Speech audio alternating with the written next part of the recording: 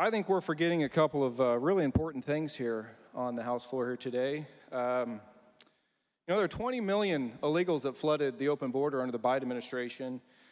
Some 300,000 children were put into the sex trade as a result of the open border policies under the Biden administration and under the Pritzker administration. Some of these individuals that are apprehended in Chicago, a gentleman from El Salvador, convicted of statutory rape, fraud, aggravated felony, also pending charges on assault. Another individual from Austria. Convictions include sexual assault, aggravated sexual abuse, multiple offenses including minors, violations of the sex offender registry, and currently charged with murder, rape, and sexual assault of a minor.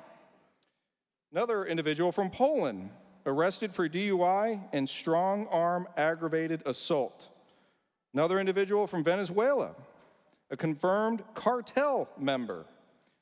Another individual from Lithuania, burglary.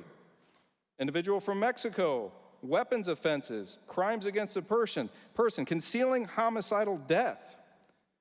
And another individual from Mexico, armed carjacking. These are the folks that Governor Pritzker and Mayor Johnson are trying to protect. These individuals can go in any building in the city of Chicago and be harbored as criminal illegals when we, the Republicans, are trying to protect the citizens of your great city. And to blame Donald Trump, Donald Trump, if he hadn't turned his head, he'd be gone. He wouldn't be with us anymore. 2 assassination attempts. And yet nobody's in here talking about Governor Pritzker and what he has said, his violent rhetoric. On this very House floor, he called Republicans Nazis. He said bullies respond to one thing, and that's a punch in the face. I guess Republicans need to be punched in the face. And he won't continue to advocate that we wage a conventional political fight. That we really need is to become street fighters. And he said, never before have I called for mass protest, mobilization, or for disruption, but I am now. These Republicans cannot know a moment of peace. Political violence is not the answer. I agree with you 100% on that issue. But to overcast or say, well, we're not going to talk about Governor Pritzker's violent rhetoric and just talk about, we're going to blame it on Donald Trump, is absolutely ridiculous. Headquarters of the Republican Party in New Mexico was subject to an arson attack.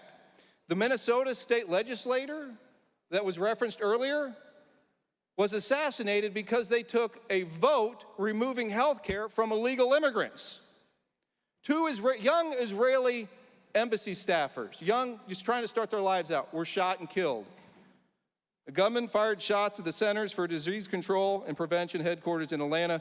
And lastly, the political assassination of a great man, Charlie Kirk, and on the bullet casing it said, "Catch this fascist."